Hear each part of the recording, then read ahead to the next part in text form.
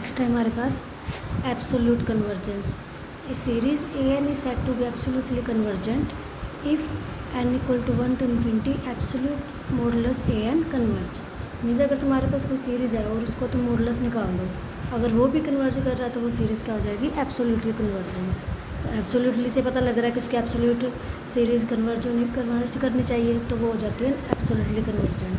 जैसे ये series A रखे 1 minus 1/2² plus 1/3² minus 1/4² is absolutely convergent है। क्यों? क्योंकि हमारी इसकी अगर एब्सोल्यूट सीरीज़ निकाल लो तो माइनस की जगह सारे प्लस हो जाएंगे। 1 plus 1/2² plus 1/3² plus 1/4² is a convergent series by P test, क्योंकि 1/n² बन रही है। और पी टेस्ट में होता है कि अगर 1/np कन्वर्ज करते हैं अगर p ग्रेटर देन 1 हो, तो ये सीरीज़ तुम्हारे पास क्या हो जाएगी, एब्सोल्युटली कन्वर्जेंट।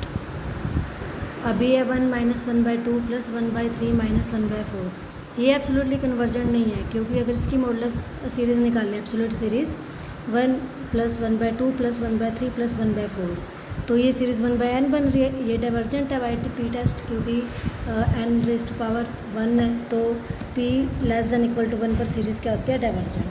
तो ये क्या हो जाएगा तुम्हारे पास, एब्सोल्युटली कन्वर्जेंट। कंडीशनली कन्वर्जेंस में क्या होता है कि सीरीज़ को कंडीशनली कन्वर्जेंट कब कहा जाएगा, कि अगर सीरीज़ कन्वर्ज तो करे लेकिन वो एब्सोल्युटली कन्वर्जेंट ना हो। जैसे series is said to be conditionally convergent if a n is convergent, series a n is convergent and summation n equal to 1 to infinity a n is not absolutely convergent. ठीक है, अगर कोई series हमारे पास converge कर जाए लेकिन अगर उसकी एब्सोल्यूट सीरीज़ देखें वो कन्वर्ज ना करे, तो वो होगी हमारे पास conditionally convergent. Every absolutely convergent series is convergent. हर एक एब्सोल्युटली कन्वर्जेंट सीरीज़ जरूर कन्वर्ज करेगी, क्योंकि एब्सोल्युटली कन्वर्जेंट सीरीज़ हमारे पास जो एब्सोल्युटली सीरीज़ होती है, अगर उसकी एब्सोल्यूट वैल्यू निकालते हैं वो उस सीरीज़ से बड़ी बन जाती है। तो हमें पता है कि अगर छोटी कन्वर्ज कर रही है तो बड़ी तो कन्वर्ज, अगर बड़ी कन्वर्ज कर रही है सॉरी, तो फिर छोटी कन्वर्ज करेगी। लेकिन अगर ये डाइवर्जेंट है एब्सोल्युटली मतलब कि सीरीज़, तो हम ये नहीं कह, एब्सोल्युटली सीरीज़ अगर है वो डाइवर्जेंट है, तो ये नहीं कह सकते कि वो सीरीज़ डाइवर्जेंट है, क्योंकि वो सीरीज़ छोटी है तो वो कन्वर्ज भी कर सकती है। तो मीन्स इसको और इसका कन्वर्स भी ट्रू नहीं है, कि ये नहीं कह सकते कि कोई सीरीज़ अगर कन्वर्जेंट है तो वो एब्सोल्युटली कन्वर्जेंट भी होगी। जैसे ऊपर अब हमने देखी थी कि सीरीज़ कन्वर्जेंट थी लेकिन वो एब्सोल्युटली कन्वर्जेंट नहीं थी। जैसे इसकी एग्जांपल है test the convergence and absolutely convergence of the series. अब इसमें दोनों चेक कर रहे हैं, कन्वर्जेंस और एब्सोल्युटली कन्वर्जेंस। कन्वर्जेंस वाला तो अल्टरनेट सीरीज़ है, ये तुमने अभी किया था, -1/n -1/1/np where b n equal to 1/np। अब लिमिट एन प्रोसेस इन्फिनिटी पे बी एन 0 बन गया, फर्स्ट कंडीशन ट्रू। अब एन पी हमें पता less than N plus 1p से, तो वह इसका रेसिप्रोकल लेंगे तो साइन चेंज हो जाएंगे, तो सेकंड कंडीशन भी फुलफिल होगी कि b n is greater than b n plus 1 for all n. तो दोनों कंडीशन फुलफिल होगी, तो लेबनिज़ टेस्ट से क्या हो जाएगा, सीरीज इज़ कन्वर्जेंट। अब हमने चेक करना है एब्सोल्यूट कन्वर्जेंस। एब्सोल्यूट कन्वर्जेंस में क्या होगा, नेगेटिव चला जाएगा, सिर्फ क्या रह जाएगा 1/n rays to power p।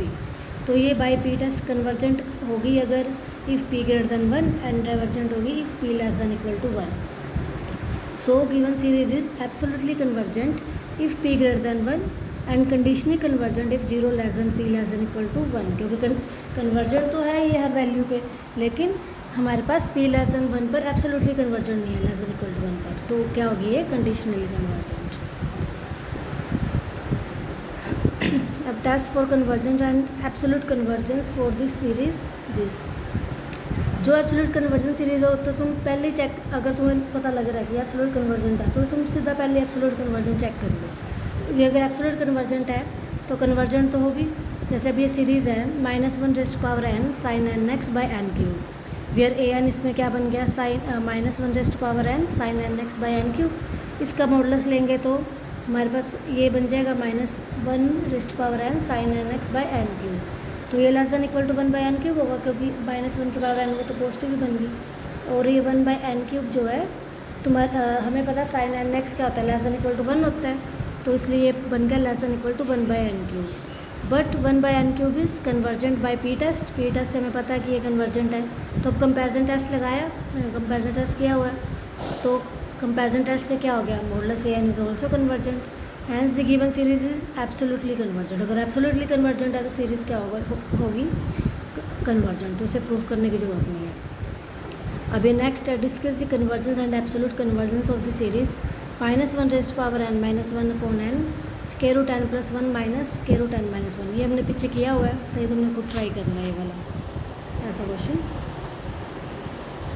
इसमें है 1/2 log 2 rest power p minus 1/3 log 3 rest power p। तो ये ए एन इसमें क्या बन रहा है, -1 rest power n 1/n log n rest power p for all n greater than equal to 2। तुमने देखा हो कि log में हमेशा जब भी log वाली आती है सीरीज़ हमेशा हम n greater than equal to 2 लेते हैं। 1 से क्यों नहीं स्टार्ट करते, क्योंकि log 1 0 होता है, इसलिए हमेशा हम 2 से स्टार्ट करते हैं। तो इसकी मॉडुलस क्या होगी, माइनस ख़त्म हो जाएगा, तो 1/n log n rest power p। Thus this series is convergent if p greater than 1 and divergent if 0 less than p less than equal to 1. So given series is absolutely convergent if p greater than 1. p greater than 1 पर क्या होगी, absolutely convergent. अब हमें पता है p greater than 1 पर तो absolutely convergent है, तो कन्वर्जेंट भी होगी। ये हमने किया हुआ है ना 1/n log n rest power p test लग गया इसमें भी। तो अब हमारे पास अब हमने चेक करना है 0 less than p less than equal to 1 पर हो सकता है कन्वर्जेंट हो ये, तो इसमें कन्वर्जेंस तो चेक करना पड़ेगा। तो ए एन हमारे पास ये है -1 rest power n 1/n log n p। तो बी एन इसमें हमने मान लिया 1/n log n p। तो बी एन क्या हो गया, अल्टरनेट सीरीज तो बन ही रही है ये, तो बी एन इक्वल टू 0 और बी एन प्लस 1 ये हमने शायद पीछे भी किया हुआ है ये log वाला, b n plus 1 equal to 1/n plus 1 log n plus 1 rest power p। अभी हमें पता है n less than n plus 1, तो अगर दोनों साइड log n की p कर देंगे और प्लस 1 कर देंगे तो भी दोनों साइड n और n प्लस 1 से मल्टीप्लाई किए, इस साइड n से करेंगे इस साइड n प्लस 1 से, तो भी साइन चेंज नहीं होगा, और रेसिप्रोकल लेंगे तो साइन चेंज हो जाएगा। तो बी एन ग्रेटर देन क्या बन गया, बी एन प्लस 1। तो दोनों लेबनिज़ टेस्ट से दोनों कंडीशन फुलफिल हो रही है, एक तो 0 को भी जा रही है लिमिट और b n less than b n greater than b n plus 1 भी आ रहा है, तो लेबनिज़ टेस्ट से सीरीज़ क्या हो जाएगी, कन्वर्जेंट हो जाएगी।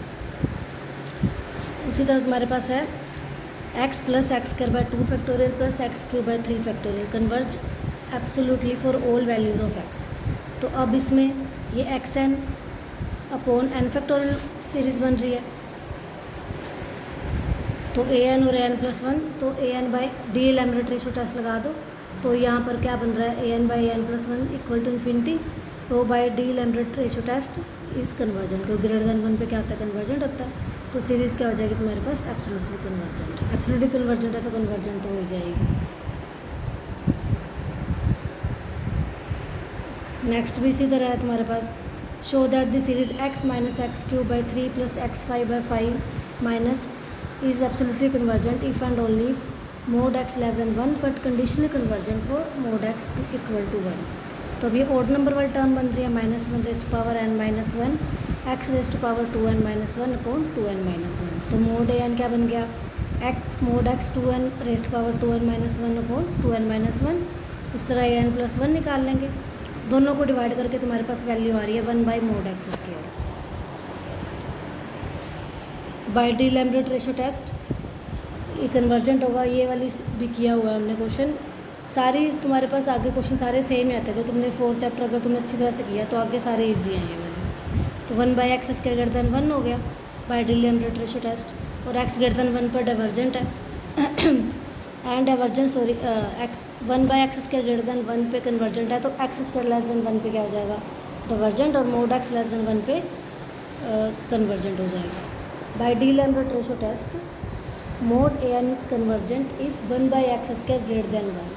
तो रेसिप्रोकल लेंगे तो एक्स स्क्वायर लेस देन 1 और मोड एक्स लेस देन 1, तो मोड एक्स लेस देन 1 पे कन्वर्जेंट है ये, और डाइवर्जेंट है अगर मोड एक्स ग्रेटर देन 1।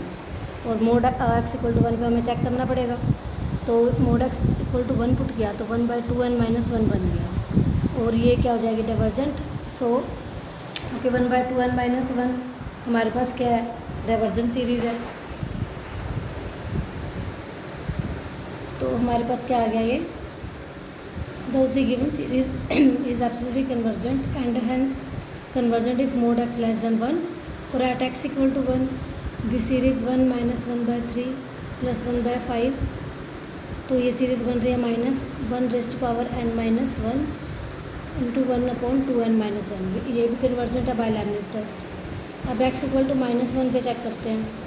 -1 पे भी यही बन जाएगा, तो बनेगी तो अल्टरनेट, तो माइनस पहले आ जाएगा, तो ये भी तुम्हारे पास क्या हो जाएगी, कन्वर्जेंट बाय लेबनिज़ टेस्ट।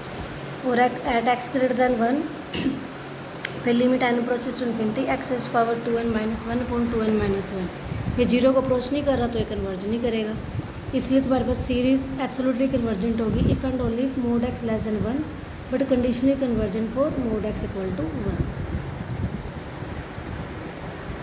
तो ये वाला तुम्हारा अल्टरनेट सीरीज़ वाला चैप्टर ख़त्म हो गया, तो इसको अच्छी तरह से कर लेना है।